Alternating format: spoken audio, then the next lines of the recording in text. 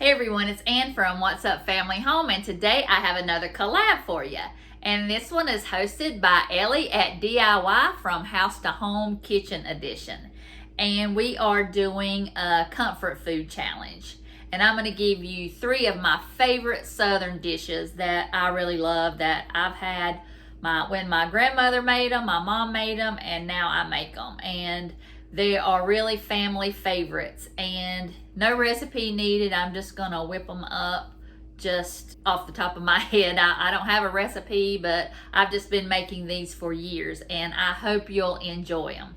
And I will have Ellie's channel linked below, and I'll also have the playlist linked below, and that way you can see my video, and then after that you can check out all the other ladies' videos and get some good comfort food inspiration. So I'll turn you around and let's get started cooking. I'm going to start off with some green beans. I'm just stringing these that I got at a local market. Hopefully my green beans will come in from the garden soon.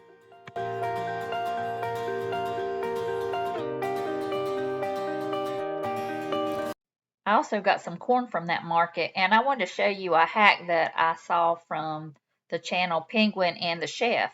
They just grabbed one side of each and just pulled down, and you hardly get any of the silks like you would if you did it the regular way. So just grab one side and then grab the other and just pull it apart, and it works great.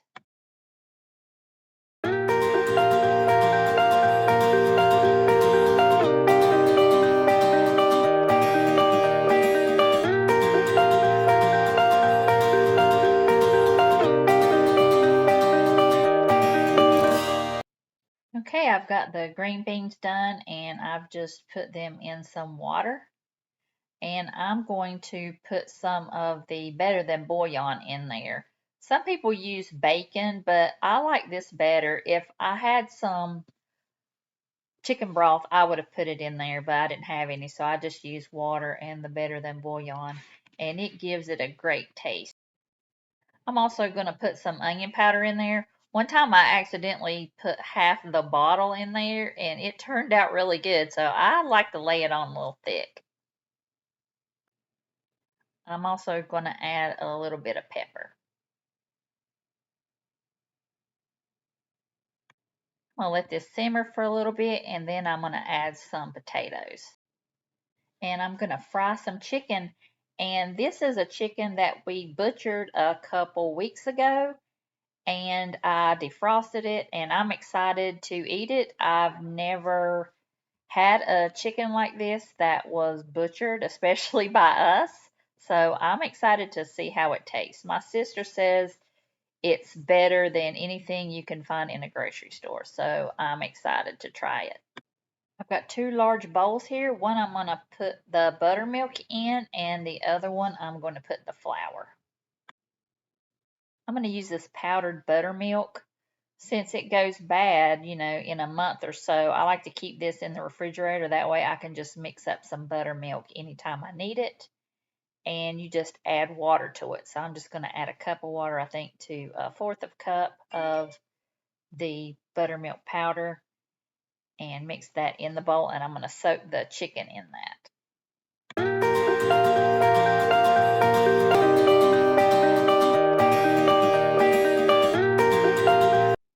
I'm going to add some garlic powder to the buttermilk. I'm also going to add some onion powder. If you've been here a while, you know that those are my two.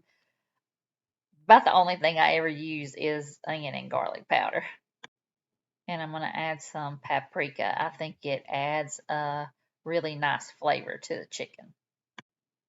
And then I'm going to add just some salt. And then I'll just mix that all together. And I'm just going to add my chicken pieces to the buttermilk and let it sit for about 30 minutes.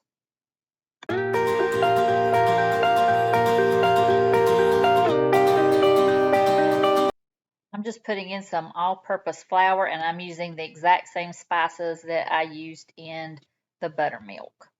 I usually put in a little baking powder, but I forgot to put it in here today. But I would put in a couple tablespoons if you're using all-purpose flour like I am. Here I just cut up some squash, and I watched In the Kitchen with Mama Mel, and she did it a different way, and I really liked the way it was cut, and I'll do that from now on. It was a lot easier to do, and I will have her video linked below also, and you can watch how she does it. And I'm just tossing it in some cornmeal. Okay, I've got my cast iron skillet heating up, so I'm going to go ahead and dredge my chicken in the flour. Okay, I'm going to take the chicken out, kind of let it drip a little bit. You don't want too much liquid in the flour, and I'm just going to coat these. And I'm not going to cook the breasts. I'm going to do those separate. That way I can cook the dark meat first, since it will take longer to cook. You want to make sure the oil is nice and hot before you put it in there. I just threw in some flour and it sizzled, so I knew it was ready. You want it to be about 350 degrees. And you also want to make sure you don't crowd the pan. That's another reason why I didn't cook the breast. I wanted everything to cook evenly and not steam. And when this batch got done, I put them in the oven and just kept the oven on 250 just to keep it warm, so nothing would get cold.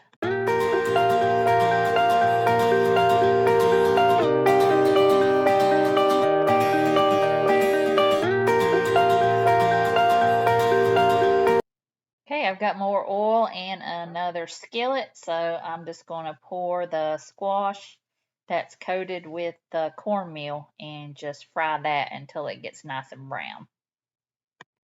I would just stir this around and let it get a good crisp coating, and then flip it over and then kind of flatten it out so it was kind of like hash browns where you want it really crispy. That chicken was amazing. And the potatoes, I forgot to show you, I just put those potatoes in with the green beans and cooked them till they were done.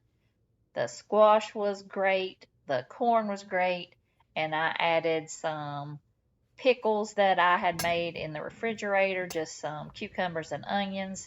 It was just the perfect touch to a perfect meal. And especially those potatoes and the green beans, they came right from the garden. They just melted in your mouth. This is the ultimate comfort food. Okay, next I'm going to make some barbecue pork chops. I'm going to use some bullseye.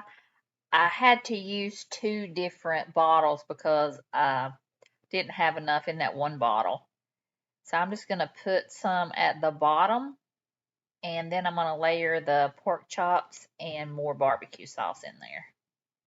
I haven't had barbecue pork chops in a long time, and I thought that is a comfort food for me, so I'm going to make that today. I was going to make some fried pork chops, but I thought since I made the chicken that this would be just a little bit different.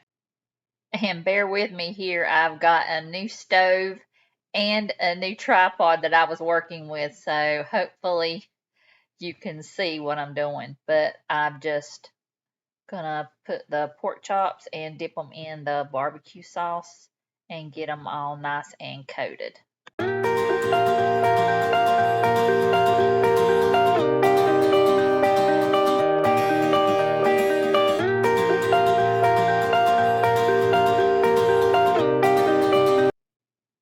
Now I'm just going to layer some more barbecue sauce over the top. And I'm just going to take a fork and just make sure every pork chop is coated with the sauce. And you know I'm going to add my usual onion powder and garlic powder to the pork chops. I would have added some seasoned salt, but I didn't have any. But I did add some paprika. I really like using that in barbecue and in the chicken that I made last night. So I'm just going to mix that together with a fork and get all the spices mixed together. And I'll just put a lid on this and put it in the oven for about 30 minutes. This will be the first thing I've ever cooked in my new oven.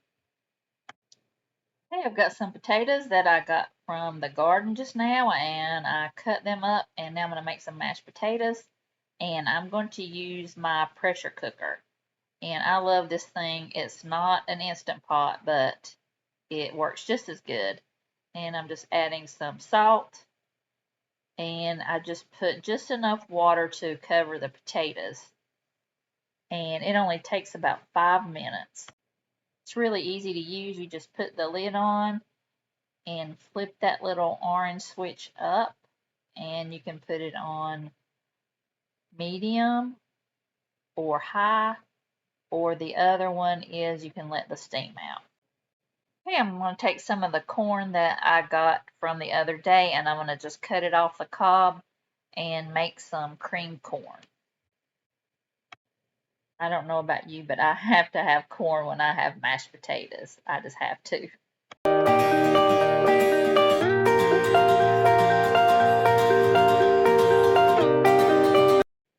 Okay, they're done. I'm just going to take a potato masher and get them as smooth as I can.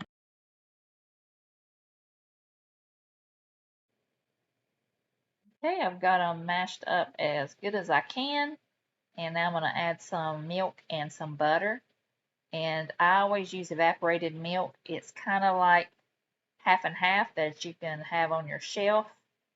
And it doesn't go bad. And it makes everything creamy. So I always use that in my mashed potatoes. And then I'm going to add a couple tablespoons of butter. And I just stirred it around a little bit, and I'm going to let that butter melt. And I just put that corn in a pot, and I just put some water in there, and I'm going to let that simmer until the corn gets tender. And I also added some butter.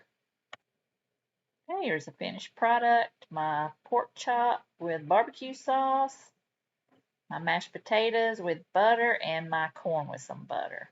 And this turned out wonderful. Another great comfort food meal. Okay, tonight we're going to have good old pintos and fried potatoes. I cut up these potatoes from my garden, and I'm going to fry those up in this cast iron skillet. I'm just going to put some vegetable oil in there and let it get hot.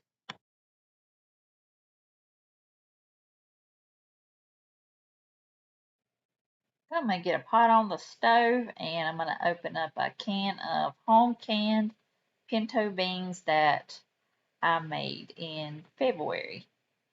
Just going to pop the top. I just want to make sure it's still, the seal has not been broken. And I'm just going to empty that into my pan and just get them heated up, and they're good to go.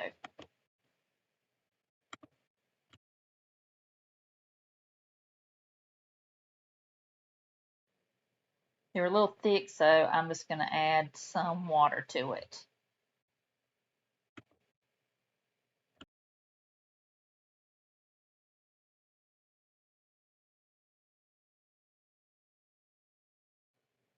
Okay, I'm going to make some cabbage with some cabbage from my garden. I don't know about you, but this is the worst. I cannot stand to shred cabbage. It just flies everywhere, just the pieces. If it's not a compact head of cabbage, it's just like it's really loose. It'll just comes apart, and I don't like it. But when I finished shredding this cabbage, I took the pieces that came apart, and I made some cooked cabbage with that, and I'll show you that in a minute. But let me know down below if you hate to shred cabbage like me.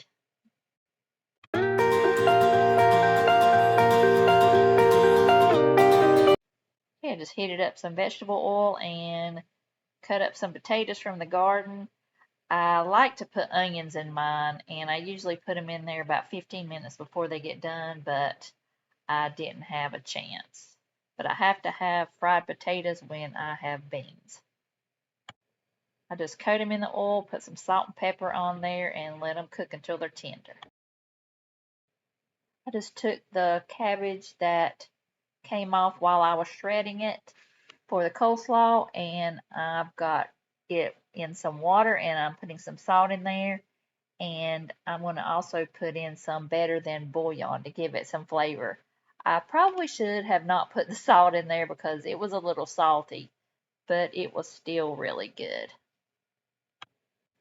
I really like using the better than bouillon. It has a lot more flavor than, say, just some chicken broth. And I'm just going to cook this till it's tender, about 20 minutes. Okay, now I'm going to start on the coleslaw. You got to have coleslaw when you have beans. So I'm just going to start with some Duke's mayonnaise. Has to be Duke's. I've just got like maybe 3 heaping spoonfuls. And I like to put a little dash of vinegar, not too much. Because if you put too much vinegar in it, then you got to put more sugar in there. I probably put a little bit too much in there. And then I'm just going to add sugar to taste. And then I usually put salt and pepper in there. And I don't use a recipe. I just mix it up and taste it. And whatever it needs, I'll just add more of. And I'll just put it in the refrigerator until it's time to eat. Yeah, I took out the potatoes, so I just got a little bit of okra from the garden. I just tossed it in some cornmeal, and I'm adding that to the grease from the potatoes. And I'm also going to add that squash that I had the other day. Had that in the refrigerator, so I'm just going to add that to the okra after I stir that around just for a few minutes. That way the okra can cook a little bit and that squash can get even more brown and crispy. Especially when it's been in the refrigerator, it kind of gets soggy, so this will crisp it right up. And I'll just end up mixing those two together, and I'm sure it'll be delicious. Just going to add a little bit of salt to the okra, and that's all it needs. Okay, it's time to eat. I've got my home canned pinto beans. All I did was just warm them up. I've got my cooked cabbage that I just used the pieces from the slaw and made another quick side dish. And I've got my homegrown potatoes. I wish I had cut up the onions in there, but they were still delicious. Just salt, pepper on those. And the okra and the squash was really good. Cooking it together just made it even better because I love squash and okra. And I'm just going to add some of my refrigerator pickles with my cucumbers and onions. I like to have those with the meal. And this is my plate, but I forgot to put the coleslaw on there. I had to go back and get it. Okay, I hope you enjoyed the video, and I want to thank Ellie again from DIY from House to Home Kitchen Edition for hosting. I really enjoyed this collab, and I can't wait to watch everyone's videos. So if you are new to my channel, my name's Ann, and I do a lot of cooking, cleaning, just different kind of things on my channel, and I would love for you to join my YouTube family. So hopefully you'll like and subscribe, and I will see you again in the next video.